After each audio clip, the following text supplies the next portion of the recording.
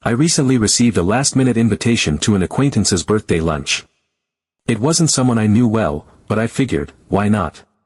It seemed like a good opportunity to socialize a bit and catch up with a mix of familiar and unfamiliar faces. The lunch was set at a trendy restaurant, and when I arrived, I quickly realized the group was much larger than I'd anticipated. There were 18 of us crammed around 2 long tables. The vibe was lively, and everyone seemed to be enjoying themselves. I kept things pretty simple. I ordered a small entree and a soda, which totaled about $14 before tax and tip. I'm in the habit of being mindful about my spending at group outings like this. After all, I've been in enough situations where splitting bills at large gatherings doesn't always work out fairly.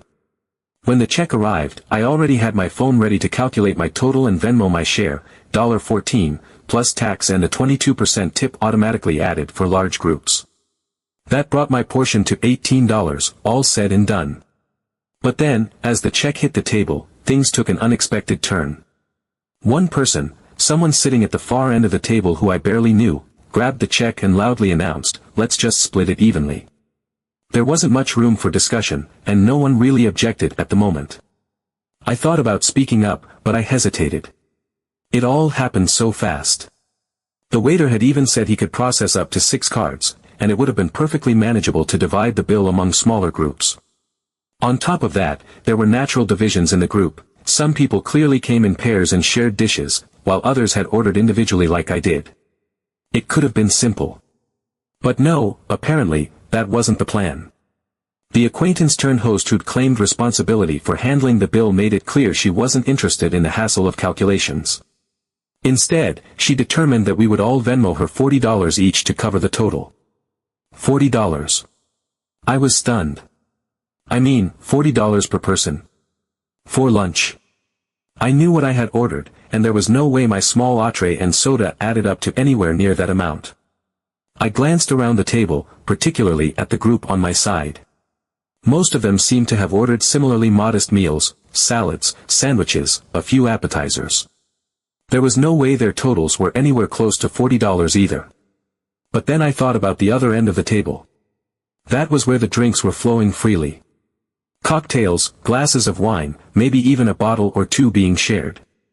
People on that side were ordering entrees and desserts, and it was clear their spending was on another level. If I had to guess, their end of the table had racked up a bill significantly higher than ours. I felt the frustration building. It wasn't just about the money, it was the principle of the thing. Splitting the bill evenly wasn't even a common practice in the state I live in.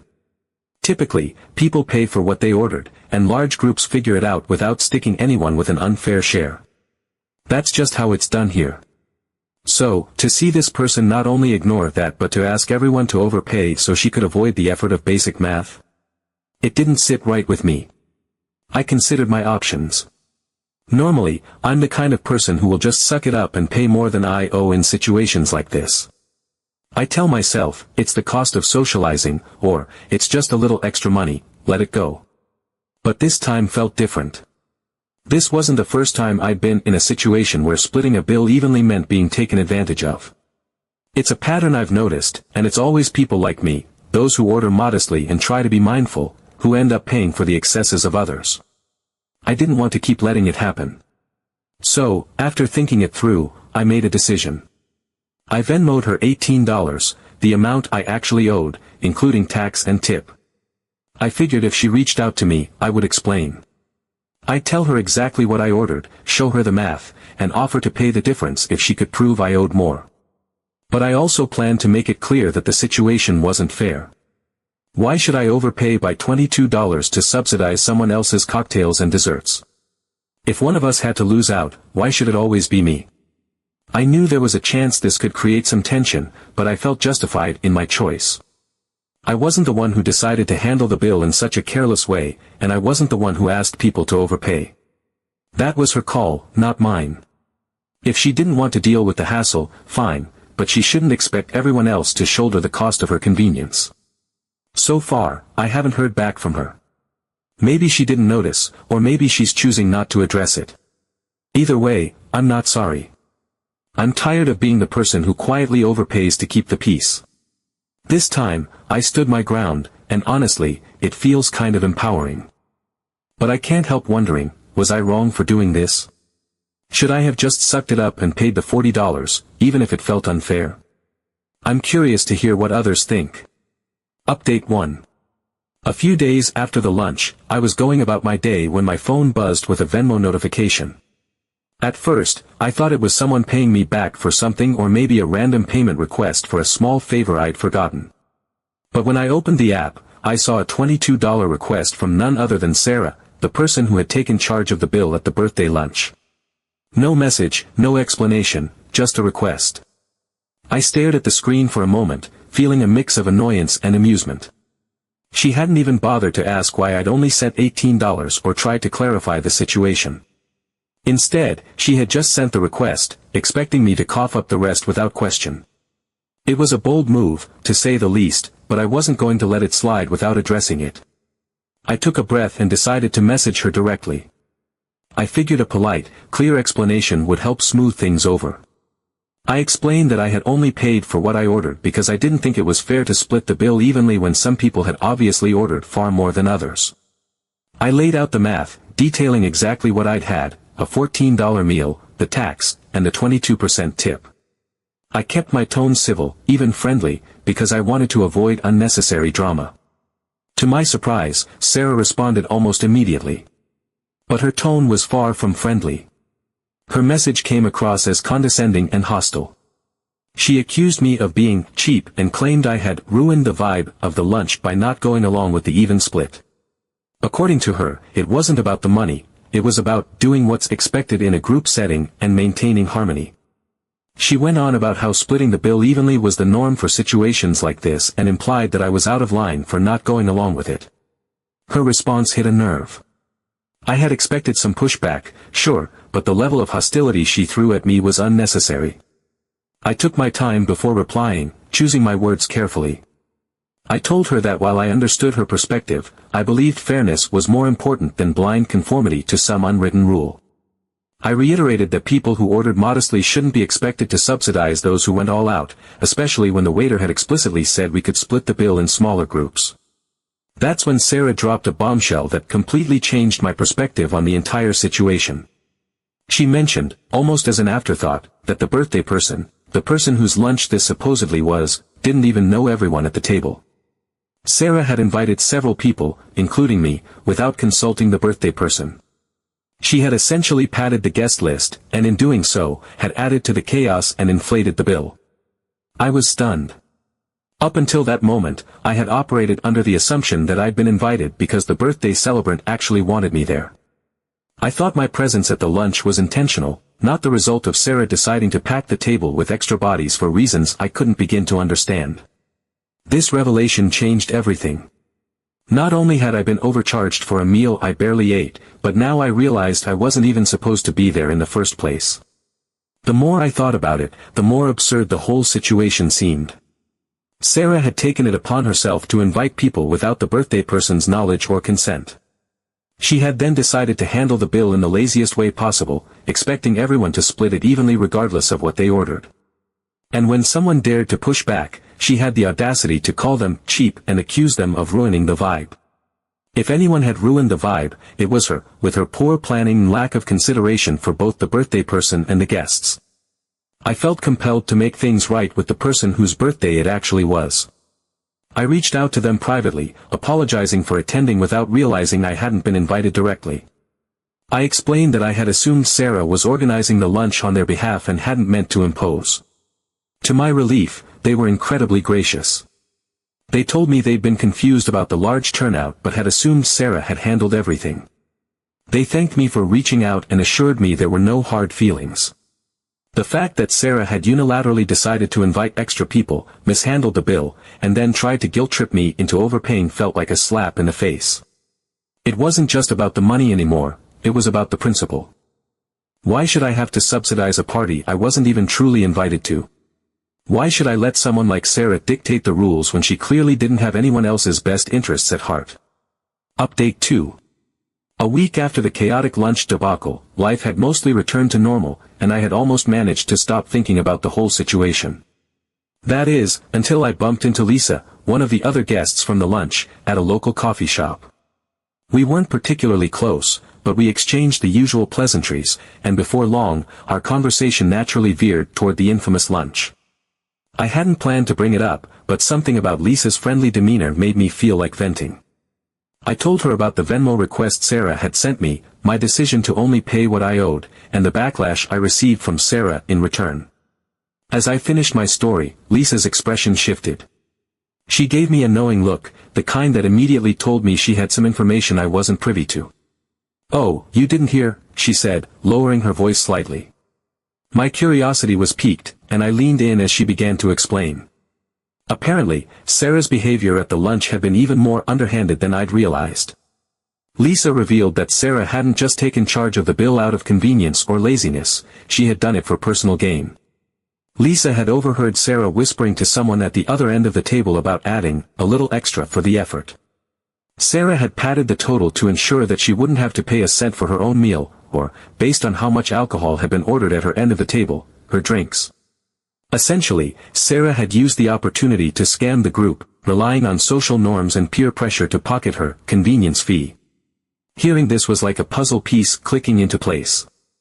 Suddenly, her insistence on splitting the bill evenly, her refusal to let the waiter divide it properly, and her dismissive attitude all made perfect sense. She hadn't been trying to make things easier for the group, she had been manipulating the situation to benefit herself. My initial annoyance turned to full-blown anger as I realized the extent of her audacity. Not only had she forced us to subsidize the people who ordered the most expensive items, but she had also ensured that we were covering her entire bill under the guise of convenience. Lisa admitted she had been suspicious at the time but hadn't wanted to cause a scene at the lunch. She'd paid the $40 without questioning it, even though she knew her own meal hadn't come anywhere close to that amount. Hearing my story about Sarah's Venmo request only confirmed what Lisa had suspected all along. Sarah wasn't just careless, she was calculating. After Lisa left, I sat at the coffee shop for a while, replaying the events of the lunch in my head. The way Sarah had taken control of the bill so quickly, the lack of discussion, her hostile response to my decision to only pay my share, it all pointed to someone who knew exactly what she was doing. I felt foolish for not realizing it sooner, but more than that, I felt a growing sense of responsibility. If Sarah had scammed me and Lisa, there was no doubt in my mind that she had done the same to the rest of the group. When I got home, I debated my next move. Part of me wanted to let it go, after all, it was only $22. But the more I thought about it, the more I realized it wasn't about the money anymore. It was about principle. Sarah had manipulated and taken advantage of everyone at that lunch, and she was counting on the fact that most people wouldn't question her. I couldn't let her get away with it. I decided to send a message to the group chat that Sarah had created for the lunch. I kept my tone polite but firm. I explained what I had learned, laying out the facts without naming names. I described how Sarah had insisted on splitting the bill evenly, despite it being unnecessary, and mentioned that I had since learned there was an extra, convenience fee added to the total that no one had been informed about. I made it clear that I wasn't accusing anyone directly, but I thought the group deserved to know so they could make their own decisions about how to proceed. The response was immediate. My phone started buzzing with notifications as messages poured in from the other guests. Several people said they had felt uneasy about the way the bill was handled but hadn't wanted to speak up. Others admitted they had been suspicious of Sarah's motives but didn't have any concrete proof at the time. A few people even shared similar stories about Sarah from past events, where she had a habit of conveniently taking charge of group expenses in ways that always seemed to benefit her. What surprised me most was how many people had overpaid significantly. One guest, who had only ordered a $12 appetizer and water, said they'd felt pressured into paying the full $40 because they didn't want to cause drama. Another couple revealed they had paid $80 between them, even though they'd shared a single entree and a dessert. The more people shared, the clearer it became that Sarah's scheme had cost the group hundreds of dollars collectively. The tipping point came when someone asked Sarah directly in the group chat to clarify the exact total of the bill and how she had calculated the $40 per person. Sarah, who had been quiet up until that point, finally responded, but her answer was vague and defensive. She claimed she didn't remember the exact amount and accused the group of blowing things out of proportion. When pressed further, she left the chat entirely. That was the moment the tide fully turned. Several people demanded refunds, and a few even said they were considering reporting her behavior to the app for fraudulent activity. I couldn't help but feel vindicated. What had started as an infuriating but relatively small incident had turned into a moment of accountability for someone who had clearly been taking advantage of people for far too long. Update 3. 2 weeks later I was at the market. The market was bustling with activity, fresh produce stands, vendors selling handmade goods, and the irresistible aroma of food trucks wafting through the air. It was the kind of environment that always lifted my spirits. I was perusing a table of homemade jams when I heard someone call my name. I turned to see Rachel, one of the other guests from the infamous lunch, waving at me. Rachel greeted me with a warm smile, and we fell into easy conversation. She was the kind of person who exuded an effortless friendliness, and despite the less-than-stellar circumstances of our last encounter, I was glad to see her. We talked about the market, exchanged tips on the best stalls, and then, inevitably, the lunch came up. I hesitated at first, unsure whether to dive back into the mess of the bill situation, but Rachel beat me to it. "I've been meaning to ask you," she said, lowering her voice slightly as we stood near a table of artisan cheeses. "Did Sarah ever message you about the Venmo thing?" Her question caught me off guard, but I quickly recovered and told her about the $22 Venmo request Sarah had sent me and how she hadn't followed up after I explained my reasoning. Rachel's face immediately twisted into an expression of exasperation, and she let out a sigh. "You're not the only one she sent requests to," she said. "I only owed about $25, and she tried to charge me $40 too." Hearing this was both validating and infuriating. Rachel went on to explain that after the lunch, she'd done the math on her meal and realized she was being asked for way more than her share. Like me, she'd decided to pay only what she owed, but she'd also discovered that Sarah had sent identical $40 requests to everyone at the table, regardless of what they had ordered. Some people, Rachel said, had quietly paid the $40 without questioning it, assuming it was accurate or simply not wanting to stir the pot. Others, like Rachel and myself, had noticed the discrepancy and refused to overpay. Rachel also revealed that she'd spoken to a few other guests from the lunch, and they had all agreed the situation had been handled poorly. Many of them had felt awkward about the way Sarah had taken charge of the bill, but they hadn't wanted to speak up at the time. For some, it wasn't worth the hassle to challenge her, and for others, the social pressure of a large group setting had kept them from questioning the fairness of the even split. The whole thing had left a bad taste in their mouths, figuratively, if not literally. I felt a sense of vindication as Rachel shared this with me. It wasn't just me who had been annoyed or felt taken advantage of. The issue with the bill wasn't an isolated frustration, it was a widespread sentiment among the group. And while I had initially felt guilty for standing my ground, it was clear that fairness mattered to more people than I had realized. Feeling emboldened by Rachel's honesty, I asked if she thought we should confront Sarah directly as a group. Rachel shrugged, her expression a mix of resignation and mild amusement. "I tried," she admitted. She'd reached out to Sarah after the lunch, pointing out the inconsistencies and suggesting a better way to handle group bills in the future. But Sarah had been dismissive, brushing off Rachel's concerns with the same excuse she'd given me, that splitting evenly was the easiest way to handle things.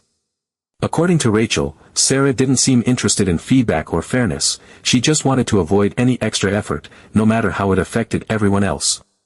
That conversation with Rachel solidified my feelings about the whole ordeal. I wasn't crazy, overly frugal, or unreasonable, I was just standing up for what was fair. While Sarah's approach to handling the bill may not have been outright malicious, it was clear that her choices had caused frustration for more people than just me. And the fact that she had sent blanket $40 requests to everyone, regardless of what they owed, only reinforced my belief that she had acted selfishly and carelessly. In the end, I didn't hear from Sarah again, and I chose not to push the issue further. The group chat from the lunch fizzled out, and I didn't go out of my way to stay in touch with her. I realized that if I ever found myself at another group meal with Sarah in attendance, I'd either make a point to clarify the bill situation beforehand or politely decline the invitation altogether.